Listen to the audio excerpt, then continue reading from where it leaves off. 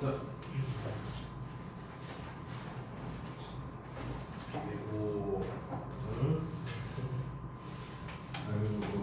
여자.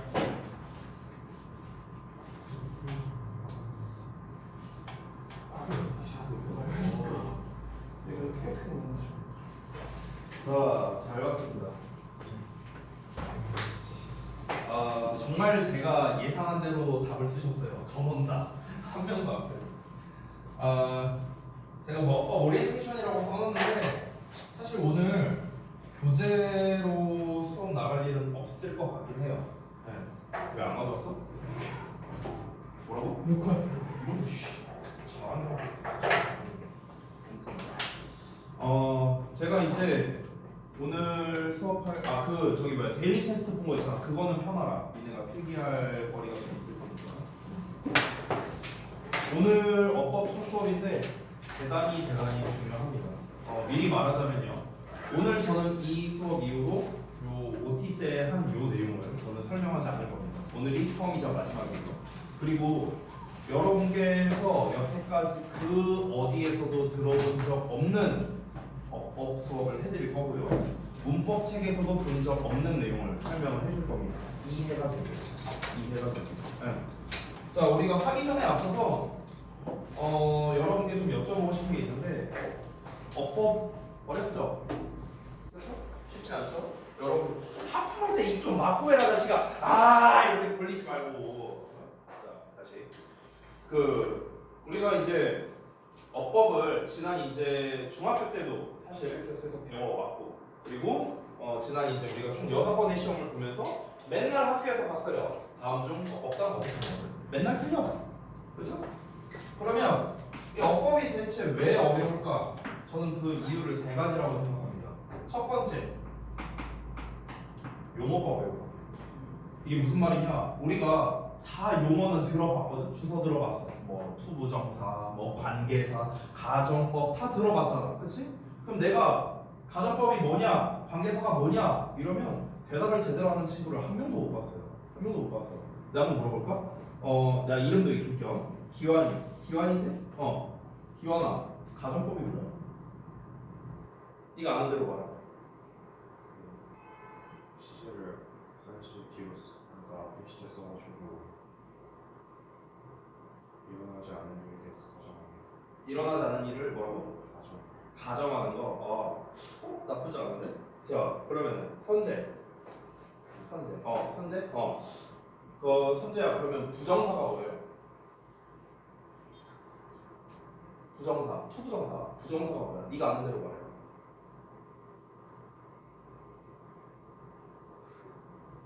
부정사라는 게 뭐야? 잘 모르겠어? 그러면 옆에서 비웃었던 민준이한테 물어봐. 민준이는 분사가 뭐야? 분사. 뭐야? 지도 모르면서 뭐야? 그래서 이러고 앉았어요. 지도. 이게 아니라 저도 몰라서 당황해가지고. 봐봐. 그러니까 이제 얘들아 봐봐. 이게 일단 용어에 대한 정리가 안 되어 있어서 그래요. 이게 일단 첫 번째. 그다음에 두 번째. 왜 어법이 어려울까? 외울 게 많아. 라고 생각을 하죠. 그렇죠? 니네가 뭔가 어법을 배울 때 뭔가 외울 게 많아. 이것도 외워야 되는데 저것도 외워야 되는데 원트 뒤에 투부정사 온대. 어보이드 뒤에 ing 온대. 뭐 뒤에 뭐가 없고 뭐 사역동사 목적어 동사 원형이래. 뭐가 외울 게 많아. 이게 이제 두 번째 문제.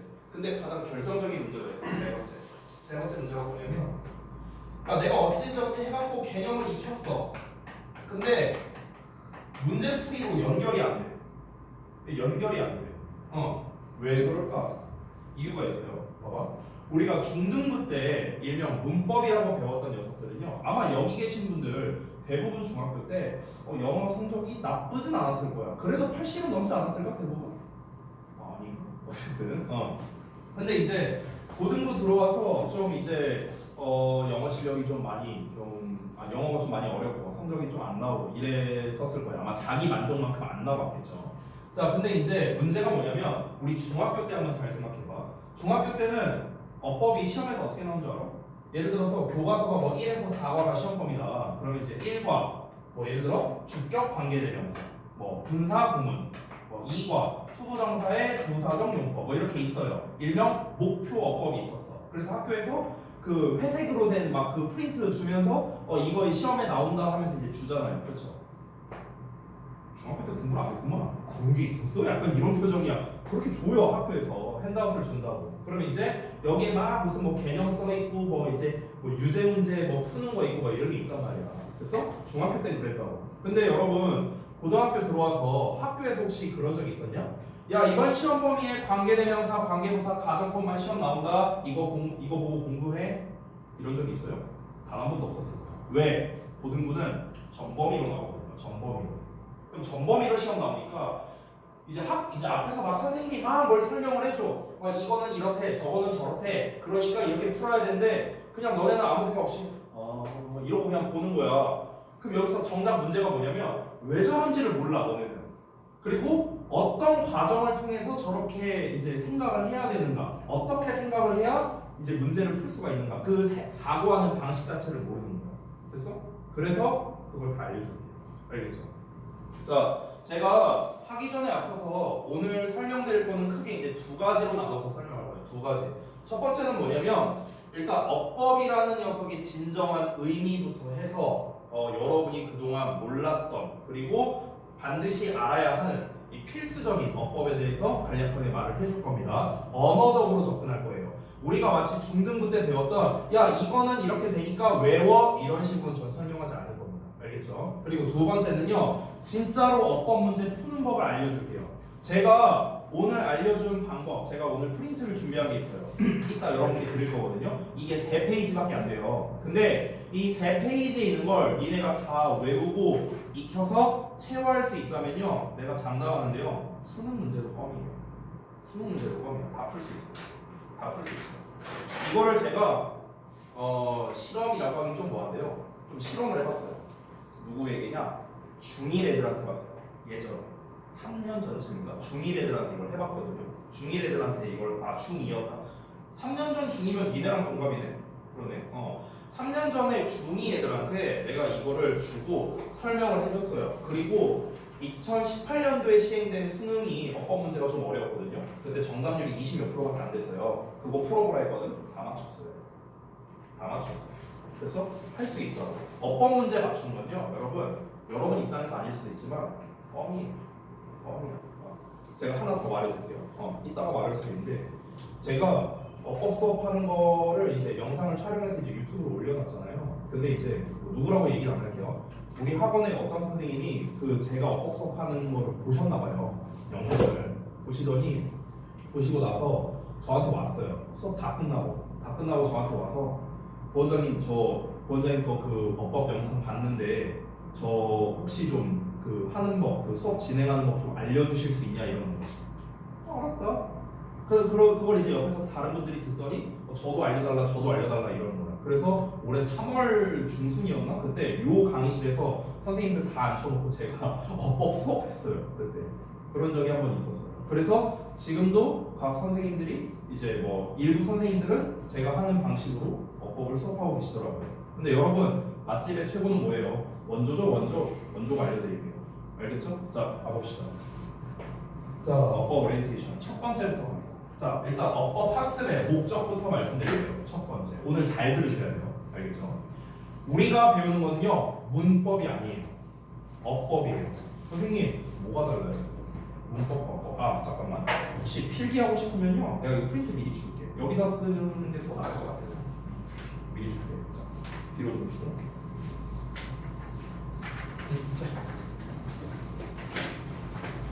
그 단면으로 뽑은 거랑 뒤에는 공간이 있어요. 거기다가 뭐 쓰셔도 됩니다. 그거 설명은 좀 이따 할 거예요. 자, 다시. 문법이 아니라 어법을 배우는 건데 그 프린트에 내가 방금 나눠준 프린트에 1번에 개요라고 써있거든. 근데 거기에도 내가 설명을 써놨어. 문법이란 건 뭐냐면 쉽게 말하면 중등부 때 배웠던 어떤 지식적인 측면, 암기적인 측면을 문법이라고 생각하면 돼. 알겠지? 아까 말했던 예를 들어 want 뒤에 to가 온다, 사역동사, 목적어, 동사원형 온다 이런 것들이 있잖아. 외우면 풀 수 있는 거. 됐어? 이게 문법이야. 근데 문제가 뭐냐면 고등부에서는 그렇게 시험이 안 나와.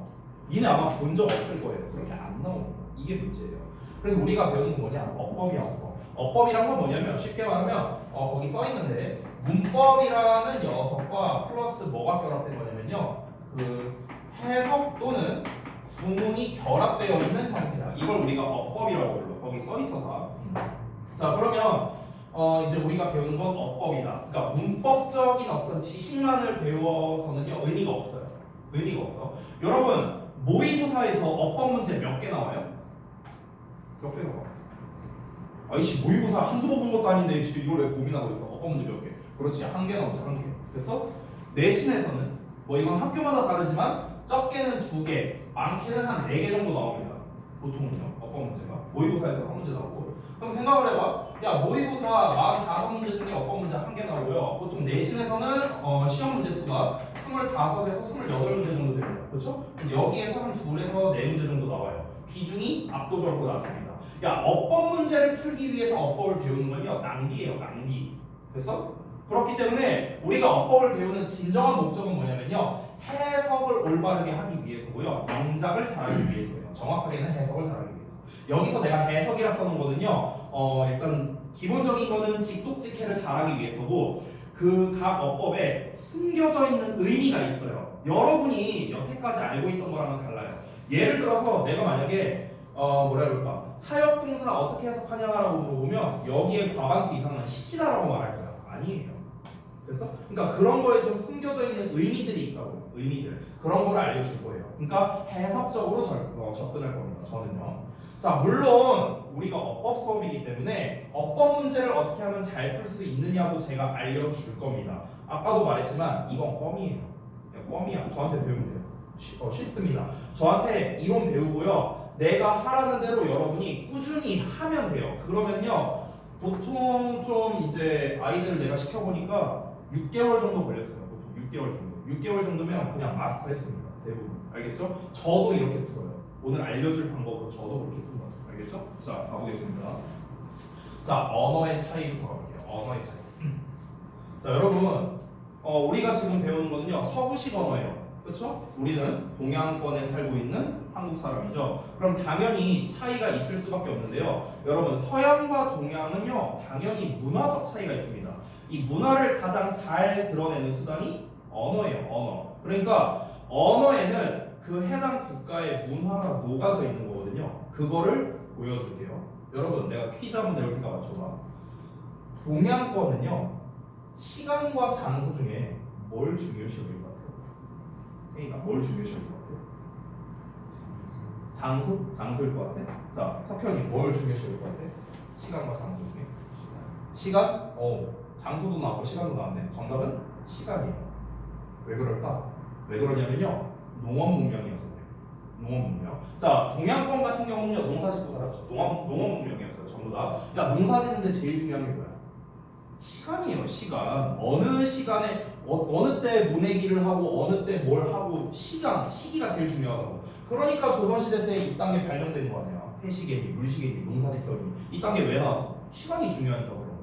됐어? 그럼 반대로 가볼게. 서양은 당연히 반대로 뭐가 중요하냐? 장소를 중요시 여기거든요. 왜 그러냐면 서양은 상업 문명이어서 그래요. 상업 문명. 거래야, 거래.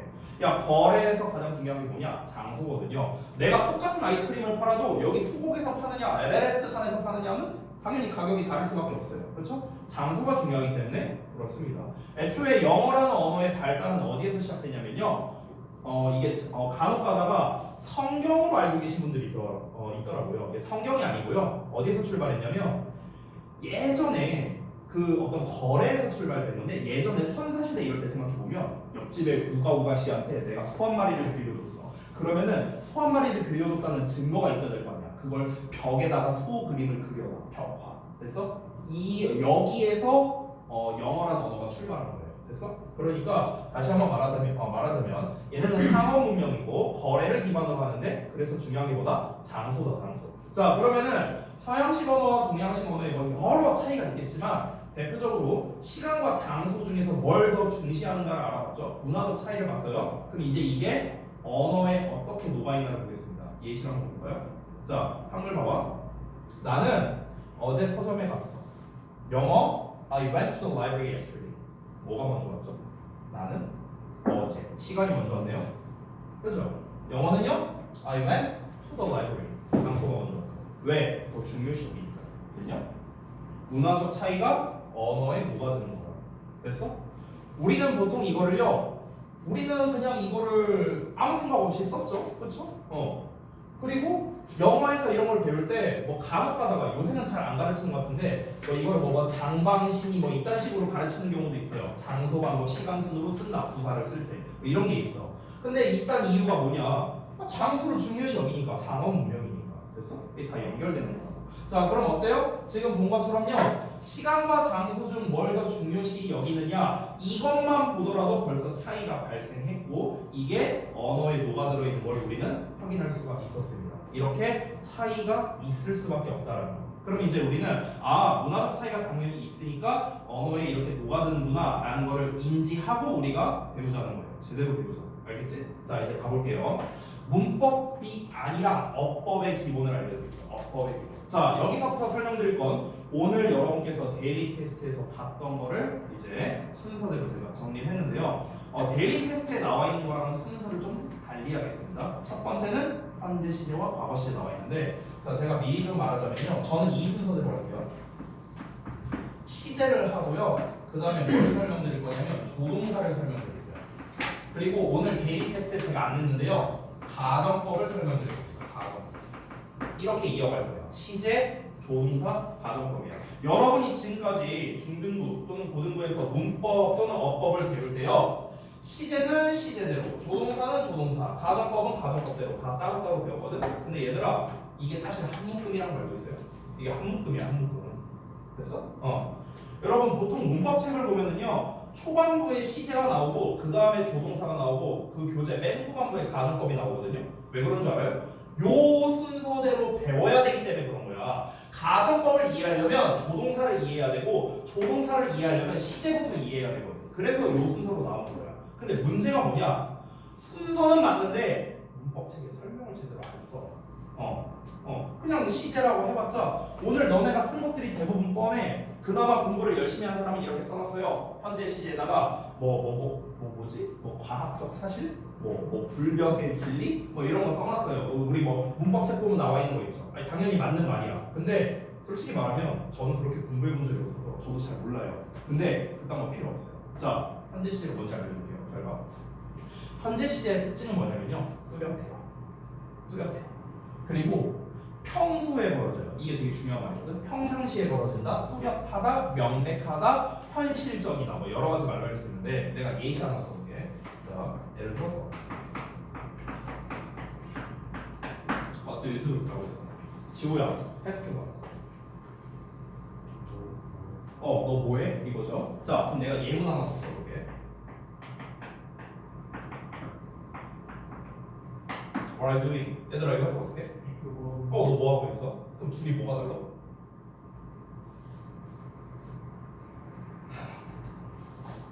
우리말로 하면 좀 비슷해 보이지 않냐? 너 뭐해? 너 뭐 하고 있어? 뭐가 달라? 뭐가 달라? 잘 봐. 뭐가 다른지 알려줄게요. 얘는 현재 시제죠. 그렇죠? 현재 시제. 얘는 진행 시제죠. 현재 진행형이라고 그러죠. 현재 시제는 뭐다? 평상시거든? 평상시? 이 간혹 가다가 잘 모르는 분들이 있는데 현재 시제가 언제를 나타내냐 그러면은 지금이요 이런 사람이 있어요. 아니에요. 지금을 나타내는 게 아니야. 현재 시제는 지금을 나타내는 건 현재 진행이에요. 현재 진행. 그래서 지금을 나타내는 거예요. 그럼 현재가 언제를 나타내냐? 평상시야. 내가 너네한테 야 니네 아침에 몇 시에 일어나? 저 7시에 일어나요. 이 7시에 일어난다는 게 언제야? 평상시잖아. 그래서 현재 시를 쓰는 거야. 어제도 7시 일어났고 오늘도 7시 일어났고 내일도 7시 일어날 거라고.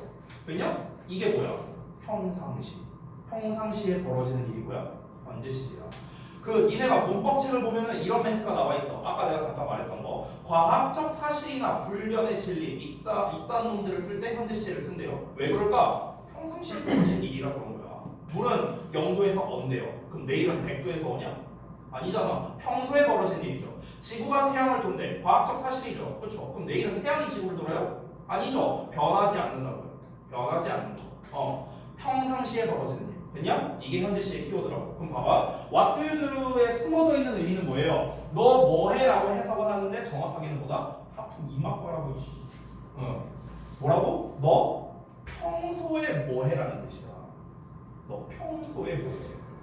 그래서 이게 뭘 물어보는 뜻인 줄 아냐? 회화에서 직업 물어보는 표현. 직업 물어보는 표현. 내가 만약 너네한테 야 상대방한테 직업 물어보는 표현 한번 영어로 말해봐 이러면 아마 여기 있는 사람들 저건다 What is your job? 이럴 거야. 아니에요. 그렇게 표현 안 해. 왜냐면 다짜고짜 야 처음 만난 사람인데 What is your job? 직업이 어떻게 되십니까? 하면요 굉장히 이건 신뢰가 되는 질문이에요. 약간 우리식으로 표현하면 이런 거야. 직업이 뭐야? 내가 물론 좀 약간 건들건들하게 하긴 했지만 직업이 뭐야? 이런 느낌이야. 이런 느낌 되냐? 너무 이제 신뢰가 되죠. 그래서 우리도 처음 만난 사람한테 다짜고짜 직업이 뭐냐 이렇게 물어보진 않잖아. 우리도 돌려서 말하죠. 어떻게 돌려서 말합니까? 하시는 일이 어떻게 되세요? 이렇게 말하죠. 그렇죠? 똑같아요. 평소에 뭐 하시는 분이세요? 이런 말인 거예요. 됐어? 그래서 조금 더 구체적으로 말하면 What do you do for a living? 이렇게 표현해요. What do you do for a living? 삶을 위해서 넌 평소에 뭐 하냐 이런 뜻이거든. 이게 뭐야? 직업이 어떻게 되냐 이런 말인 거야. 그래서 포인트는 뭐다? 현재 시제니까 평소에 뭐 하느냐 이런 뜻이거든. 알겠냐? 키워드가 뭐야? 평상시에. 그리고 현실적이고 뚜렷하고 명백하고 이런 특징을 가지고 있습니다. 그래서 현재 시제 예시 한번 볼게요. 예문. The quantity of rana is by its very nature difficult, unpredictable, and uncontrollable. 이렇게 나와 있어요. 해석은 아래 있습니다. 자, 경쟁이 벌어지는 경기장은요 원래 어렵고 예측 불가능하고 통제할 수 없다. 이렇게 나와 있거든. 그럼 여기 보면 현재 시제 나와 있지. 그렇지? 그럼 현재 시제를 썼다는 것 자체가 뭐냐면요. 경기장이란 이렇다라는 경기장의 특성을 말하는 거고요. 이 특성은 변화하지 않습니다. 됐어요? 경기장은 어제도 그랬고 오늘도 그렇고 내일도 그럴 거야 라는 변하지 않는 사실을 말하는 거야. 그래서 현재 시제 하면요 변화가 없고요 뚜렷하고 명백하다. 됐어? 이렇게 생각하면 돼. 자 이어서 가볼게. 그럼 그에 반해서 과거 시제는 어떠냐면요 과거 시제는요 희미해요. 왜? 야 과거라는 거는 옛날에 있었던 일이잖아. 여러분 1950년에 6.25 전쟁이 있었대. 너네 겪어봤어요? 안 겪어봤잖아. 나도 안 겪어봤어. 그러니까 내 입장에서는 뭔가 좀 동떨어져 있는 일이야. 희미하고 내 눈앞에 없는 일이라고. 됐어? 그래서 과거 시제 자체는요 강세가 약해요. 현재 시제는 강세가 세죠. 되게 단호해요. 현재 시제는 단호합니다. 근데 과거 시제는요 내 눈앞에서 벌어지는 일이 아니기 때문에 약하다고. 희미하다고. 알겠어? 예를 볼게. A family was amazed by the isolation they experienced when they moved into their San Francisco neighborhood. 이렇게 나와 있어. 그럼 여기 보면 moved 있고 was 있거든. 둘 다 과거 시제야. 그럼 얘네가 우리가 해석할 때는 평범하게 가족이 놀랐다. 그들이 샌프란시스코로 이사를 갔다. 이렇게 나왔어. 근데 이게 뭐야? 다 옛날에 벌어진 일이야. 옛날에 벌어진 일. 지금이랑 상관이 없어요. 그냥 옛날에 그랬었다고 나랑 상관없어. 지금 현재랑 상관이 없어. 옛날에 이사를 갔는데 뭐 어쩌라고? 지금도 이사 간 상태냐고? 몰라. 그거는. 지금이랑 상관이 없는 거야. 됐냐? 그래서 그냥 예전에 그런 일 한 번 있었다. 지금 내 눈앞에서 벌어지는 사실은 아니다라는 거예요. 정리해 볼게요. 자 정리하자면 현재 시제는요 평소에 일어나는 팩트 또는 팩트라고 주장하는 거 필자가 이런 거를 전달하는 거예요. 그래서 굉장히 단호합니다. 변화가 없어요. 이거는 이렇습니다. 저거는 저렇습니다. 단호하잖아요. 그렇죠? 저럴 수도 있습니다. 이게 아니잖아. 조동사를 쓴 게 아니죠? 뭐뭐 할 수도 있다. 이런 표현을 쓴 게 아니죠? 이거는 이래, 저거는 저래. 단호합니다. 변화가 없다고요. 그렇기 때문에 여러분 독해랑 연결하면 첫 문장에 현재 시제가 나옵니다. 그럼 뭐야? 주제일 가능성이 굉장히 높아요. 또는 필자가 굉장히 강력하게 주장하고 있을 가능성이 높아요. 왜? 단호하잖아요. 이거는 이렇다. 그래서 예를 들어서 습관을 통해 숫달을 쌓는다. 이렇게 나왔다고 쳐볼게요. 첫 문장에 습관을 통해 숫달이 쌓여진다. 현재 시제죠. 그렇죠? 쌓여진다. 단호하게 얘기했죠. 그럼 이게 뭐야? 주제예요. 됐냐? 이런 현재 시제의 특성을 알고 있으면은 굉장히 단호한 표현이구나. 평소에 벌어지는 일이구나. 라는 숨어있는 뉘앙스를 같이 알면 독해를 좀 더 우리가 쉽게 받아들일 수 있다는 거죠. 과거 시제는 어떻다? 다시 한번 눈앞에 보이지 않는 희미하고 애매한 그런 느낌이라고 보면 돼요. 뭔가 좀 동떨어져 있어. 확신이 없어. 됐어? 이렇게 보면 돼요. 자, 그래서 정리해 보겠습니다. 여기다 짧게 쓸게요. 저는요. 현재 시제는요, 뭔가 현실적이야. 뚜렷해요. 근데 과거 시제는 어떻다? 희미합니다. 됐어요? 좀 뭔가 좀 약해. 됐어? 뭔가 좀 약해요. 왜냐면 내 눈앞에 없으니까 좀 약하다고. 됐냐? 자, 그럼 이거를요 바로 이어서 내가 조동사로 갈 거야. 이번은 내가 자타동사를 했는데 잠깐 건너뛰고 조동사를 먼저 할게. 봐봐. 여러분이 여태까지 알고 있었던 조동사의 통념을 좀 깨줄게요. 조동사의 통념. 자, 조동사의 현재형들 있죠. 뭐 몇 개 써보자면 can이나 뭐 will, 뭐 shall, 그다음에 또 뭐 있냐, 뭐 may, must, 몇가지 애들이 있어. 그렇죠? 조동사의 과거형. should 쓰고대로 쓸게. will의 과거형 would. 그다음에 shall은 should. 그다음에 may는 might죠. 여기서 질문. must는 과거형이 뭐야? 모르죠? 왜 모르는 줄 알아요? 없으니까. 과거형이 없어요. 그러면 여기서 또 이제 여러분이 이런 생각이 들 수 있어. 얘는 왜 과거형이 없지? 이것도 이유가 있어요. 알려줄게요. 잘 봐봐. 여러분, 얘네들 뒤에 동사 원형 쓰죠? 당연히 조동사 뒤에 동사 원형 쓰죠? 그럼 내가 질문 하나 할게요. 지금 내가 여기다가 이제 써놓긴 했는데요. 조동사의 현재형은 현재 시제에서 쓰겠죠? 그죠? 그럼 조동사의 과거형은 과거에서 쓰겠네요. 맞죠? 맞죠? 아니에요. 여러분 should 과거에서만 써요? 뭐뭐 해야 한다. 현재에서도 쓰잖아. 그렇지? 그러니까 여러분 확실하게 기억해야 될 거. 조동사의 현재형과 과거형은요 시제 차이가 아니에요. 시제 차이가 아니야. 조동사의 현재형은 현재에서 쓰고 과거형은 과거에서 쓴다? 아니라고. 둘 다 현재 시제. 알겠죠? 이걸 알아야 돼. 조동사의 현재형과 과거형은 뭐가 다르냐면 의미가 다른 거예요. 의미가. 알겠냐? 얘네 둘 다 의미가 다른 거지. 뒤에 지금 동사원형 썼죠, 제가. 동사원형 쓰면 이거 무슨 시제라고? 현재 시제라고. 현재 시제. 알겠냐? 선생님, 푸드의 동사원형 현재 시제예요? 현재 시제예요. 우드의 동사원형 현재 시제예요? 현재 시제예요. 알겠냐? 현재 시제예요. 현재 시제. 자, 근데 잘 봐봐. 그러면 왜 의미적 차이가 이렇게 발생하냐면 잘 봐봐요. 조동사의 현재형은 추측의 의미고 조동사의 과거형은 가정의 의미라고 했거든. 왜 이런 일이 벌어진지 한번 볼까? 아까 내가 현재는 뭐라고 했냐면요. 현실적이고 뚜렷하다라고 했습니다. 그래서 추측이라는 말은요. 발생할 수도 있다라는 걸 뜻하는 거야. 발생할 수도 있다. 즉 가능성이 있다라는 거야. 됐냐? 내가 예를 들어서 선재가 여자친구가 있을 수도 있지 이렇게 얘기했어. 그럼 뭐야? 있을 수도 있고 없을 수도 있다. 어쨌든 가능성이 있다는 거잖아. 됐어? 그러니까 가능성이 있다라는 것 자체가 뭡니까? 뚜렷하고 현실적이라는 거예요. 근데 가정이란 건 뭐냐면요. 발생할 가능성이 없습니다. 내가 만약 새였다면 어땠을까? 내가 새였을 가능성 0%잖아. 내가 새일 가능성 0%잖아요. 가정이란 건 뭡니까? 가능성이 빵이에요. 왜 가능성이 빵이야? 과거 시제는 희미하고 약하니까요.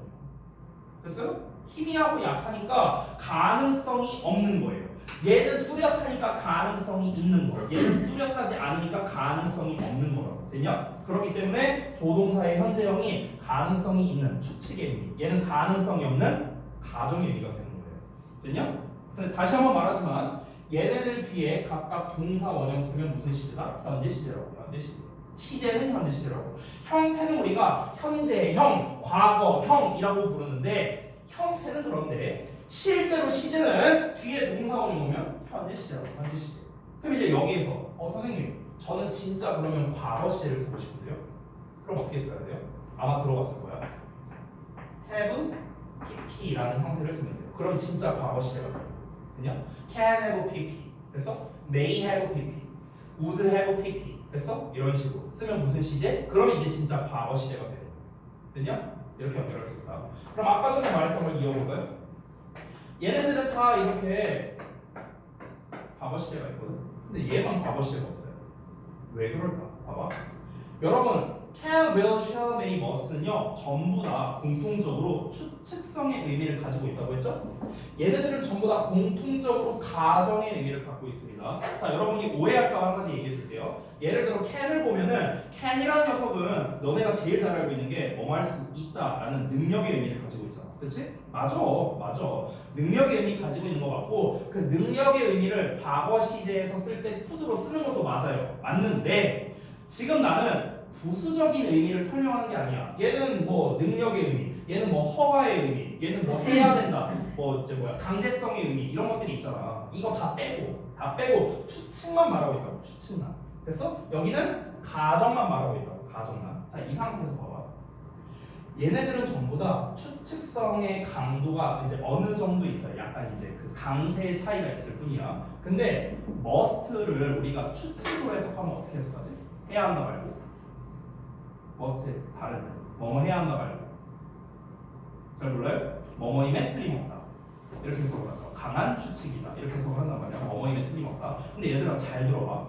뭐뭐임에 틀림없다라는 말은요 확신하는 거 아니야? 확신이잖아. 확신. 예를 들어서 태기가 여친이 있으면 틀림없다 이랬어. 그럼 뭐야? 확신이잖아. 얘들아 확신은 요거 아니에요? 현실적이고 뚜렷한 거 아니야? 확신하는 건데? 근데 확신하는 게 어떻게 애매할 수가 있죠? 확신은 애매할 수 없잖아. 말 그대로 확신인데 어떻게 애매할 수가 있냐고. 그래서 과거 시제를 못 쓰는 거예요. 그죠? 이유가 다 있는 거예요. 자, 그럼 어떻습니까? 우리가 시제에서 현재는 뚜렷하고 과거는 희미하구나 라는 개념을 통해서 그래서 조동사의 현재형이 추측이고 과거형이 가능성이 없는 녀석의 의미를 담고 있구나. 여기까지 연결이 되는 거예요. 그래서 우리가 시제를 알아야만 조동사를 제대로 이해할 수 있는 거야. 됐냐? 이렇게 연결되는 거야. 자, 그러면은 조동사에 대해서 봤으니까 넘어가서 가정법을 같이 볼 거예요. 가정법. 봐봐. 가정법은 거기 데일리 안 했거든 내가. 그냥 대충 쓸게요. 내가 보통 가정법이 뭐냐라고 물어봤을 때 아까 기완이가 말하는 것처럼 말하는 사람은요 굉장히 대답을 잘한 거예요. 그거는요. 대부분 내가 가정법이 뭐냐고 물어보면 둘 중에 하나로 대답해. 첫 번째 만약에, 두 번째 if 이렇게 말해요. 대부분 둘 중에 하나로 말하거든. 자, 이거 안 써도 되니까 잘 봐봐. 우리가 중2 때 이런 걸 배웠었거든. if 주어 과거형 동사에다가 주어 조동사의 과거형 그냥 우쿠시라고 하죠. 그리고 뒤에 동사 원형 쓴다. 이렇게. 이게 가정법 과거의 형태입니다. 그렇죠? 가정법 과거.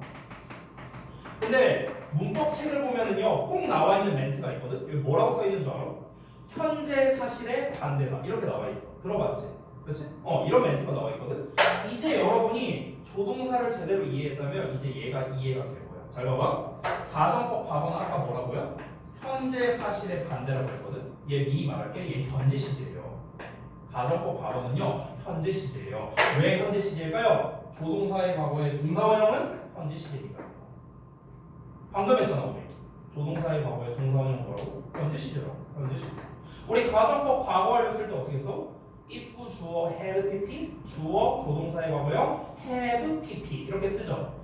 조동사의 과거 have pp 이 녀석을 우리가 명칭을 가정법 과거 완료라고 부르는데 과거 사실의 반대다 이렇게 나와 있거든. 즉 시제가 과거 시제야. 과거 시제.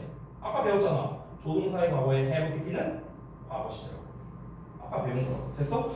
여러분 가정법에서의 본체는요 얘가 아니에요. if가 본체가 아니야. 얘가 본체예요. 얘가. 왜 얘가 본체인 줄 알아? 화성이니까. 됐냐? 그래서 여러분 if가 없어도 가정법을 만들 수 있는 거예요. if가 없어도 가정법을 만들 수 있다고. 아니 if가 만약에 가정법의 본체라면 그럼 IDC 가정법은 어떻게 설명할 건데? if가 안 나오는데? without 가정법은 어떻게 설명할 거야? if가 안 나오잖아. 그렇죠? 근데 걔네들에서 뭐가 나오니까? 얘가 나온다고. 조동사의 과거. 됐냐? 얘가 본체예요. 얘가 가정법의 본체라고. 알겠죠? 그래서 실제로 여러분께서 이제 좀 정리할게요. 여러분께서 만약에 가정법 문장이 독해에서 나온다. 그럼 여러분은 뭘 생각해야 되냐면 그냥 얘가 뭐뭐 할 것이다 이렇게 해석하면 안 돼요. 어떻게 해석해야 되냐면 실제로 이 일은 벌어지지 않았다 이렇게 해석을 해야 돼요. 왜냐? 왜냐면 가정이라는 건 뭐다? 발생할 가능성이 없으니까요. 됐어요? 옛날에 6.25 전쟁이 일어나지 않았다면 지금의 삶은 어땠을까? 라고 한번 해볼게요. 그러면 옛날에 6.25 전쟁이 일어난 거예요. 됐어요? 가정이라는 건 뭡니까? 말 그대로 발생할 가능성이 없는 거거든. 내가 학생들한테 우드 해석해봐라 라고 하면요, 애들이 해석을 못해요. 해석을 못해. 윌은 해석을 잘해. 뭐 할 것이다 이렇게 하거든. 근데 우드 해석해봐라 이러면 해석을 못해요. 우드 해석해봐요. 어떻게 해석해? 말을 못하잖아. 그렇죠? 우드의 원래 정석 해석이 뭔지 알아요? 뭐뭐 할 텐데요. 할 텐데. 그냥 뭐뭐 할 텐데. 얘들아, 할 텐데라는 말 자체는 뭡니까? 실제로는 안 했다는 거예요. 됐어? 그 의미가 숨어져 있다. 그 의미가 숨어져 있다. 알겠죠? 자, 이제 가정법까지 했는데 조동사랑 좀 연결해서 한 가지만 더 추가로 설명하고 넘어갈게요. 자, 여러분이 아까 쓰신 답 중에 이런 답을 쓰신 분들이 있었어요. 조동사의 현재형과 과거형의 차이를 내가 써보라고 했는데 데일리에서 거기에서 공손한 표현이다라고 쓰신 분이 있었어요. 조동사의 과거형이 공손한 표현이다. 들어보신 분 있죠? 그렇죠? 우드나 쿠드는 뭐 이제 좀 비교적 공손한 표현이다. 왜 공손한 표현인지 알아요? 아까 뭐라 했죠? 현재 시제는 단호하다고 했어요. 과거 시제는 약하다고 했다고요. 예를 들어서 만약에 뭐라 해볼까? 만약에 지호가 숙제를 안 해왔어. 내가 딱 가서 물어봐. 너 왜 숙제 안 해왔어? 아, 귀찮아서 안 했어요. 이렇게 얘기해. 어때요? 단호하죠, 굉장히. 이거는 현재 시제. 됐어? 근데 이제 과거 시제로 쓴다면 약해지죠. 약해지니까 제가 좀 게을러서 숙제를 잘 못했습니다. 죄송합니다. 좀 약해져. 뉘앙스가 약해진다고. 과거 시제는 약하다고 했잖아. 그렇죠? 그래서 조동사의 과거형이 공손한 표현이 됐냐? 다 이유가 있는 거예요. 그래서 우리는요 이 세 개를 세트로 다 봤습니다. 자, 정리 한번 할게요. 현재 시제는 뚜렷하고 단호하고 평상시에 일어납니다. 과거 시제는 희미하고 애매하고 약해요. 그래서 조동사의 현재형이 뚜렷하기 때문에 추측성, 조동사의 과거형은 약하기 때문에 발생할 가능성이 없는 가정, 이런 걸 의미하고요. 따라서 가정법 과거에서도 조동사의 과거 동사원형이 나오면 무슨 시제다? 현재 시제다. 그래서 우리가 실제로 해석할 때도 얘가 뭐뭐 한다면 얘가 뭐뭐 할 텐데, 한다면 현재로 해석을 하죠. 됐습니까? 그래서 가정법의 본체는 뭐다? 조동사의 과거형이고, 가정법을 해석할 때는 실제로는 안 그랬다. 이 말을 반드시 기억해야 됩니다. 됐죠? 여기까지입니다. 자, 그 다음에 넘어가서 다시 앞으로 가서 자동사와 타동사를 좀 볼게요. 자, 봅시다.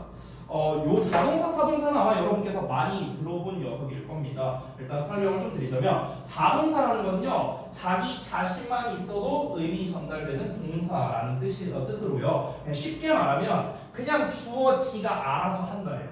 됐어? 그냥 지가 알아서 한다예요. 지가 알아서 한다. 이게 자동사의 느낌이거든. 지가 알아서 한다. 어떤 대상한테 영향을 주는 게 아니야. 예를 들어서 내가 가 걸어가는데 내가 어떤 대상에게 영향을 주는 게 아니죠. 내가 알아서 하는 거죠. 자동사. 내가 점프를 하든 들어 눕든 다 어떻습니까? 다 내가 알아서 하는 거야. 이게 다 자동사예요. 그래서 주로 자동사는요 움직임에 관련된 표현들이 많아요. 움직임에 관련된 표현. 예를 들면 뭐 이민 간다던가 이사 간다던가 이동 관련된 거 있죠. 움직임에 관련된 거. 이런 게 보통 자동사인 경우가 많아. 알겠니? 자, 그럼 반대로 타동사. 이거는 자동사에 대한 추가 설명. 자동사는 방금 말했다시피 어떤 대상에게 영향을 주는 게 아니라고 했어요. 그래서 대상이 안 나옵니다. 내가 지금부터 대상이라고 말하는 건 전부 다 목적어예요. 목적어. 알겠죠? 그래서 목적어가 안 나오는 1, 2형식에서만 쓰이죠. 그래서 1, 2형식 동사를 묶어서 자동사라고 부릅니다. 자, 넘어가서 타동사 볼게요. 타동사는요 남타자입니다. 남이 있어야만, 즉 대상이 있어야만 의미 전달이 되는, 즉 어떤 대상에게 직접적으로 영향을 가하는 동사, 이게 타동사입니다. 예를 들어볼게요. will marry. 여기다가 with 붙이는 거 아니에요. 알겠죠? I will marry. 내가 결혼할 거야. 누구랑? 너랑. 야, 결혼 혼자예요? 결혼 혼자예요? 아니잖아. 대상이 있어야 될 거 아니야. 그러니까 will marry you, 목적어가 나오는 거죠. 왜냐? 어떤 대상에게 영향을 직접적으로 가하니까. 내가 결혼을 할 건데 그 대상이 너라고. 알겠냐? 이게 타동사야. 자, 뭐야 이거? 잘린 것 같은데 중간에. 그래서 정리하자면 타동사라는 녀석은요 목적어, 대상에게 영향을 직접적으로 끼치기 때문에 목적어가 나오는 형식들 있죠. 3, 4, 5형식. 여기에서 쓰이는 동사를 우리가 타동사라 부른다. 이 자동사와 타동사는요 고2 2학기부터 특히나 굉장히 중요합니다. 왜 그러냐면 어법에서 잘 나와요. 알겠죠? 좀 이따 자세하게 말씀드릴게요. 넘어갑니다. 자 4번 능동태와 수동태 볼게요. 제가 좀 과감하게 말하자면 오늘 여러분이 오늘이라고 안 할게요. 여러분이 만약에 어법 문제를 잘 풀고 싶어요. 어법상 어색한 것은 이 문제를 잘 풀고 싶어. 그러면은 얘를 몰라서는 안 돼요. 왜냐면 내가 과감하게 말하면 요 놈의 출제율이 한 40%는 됩니다.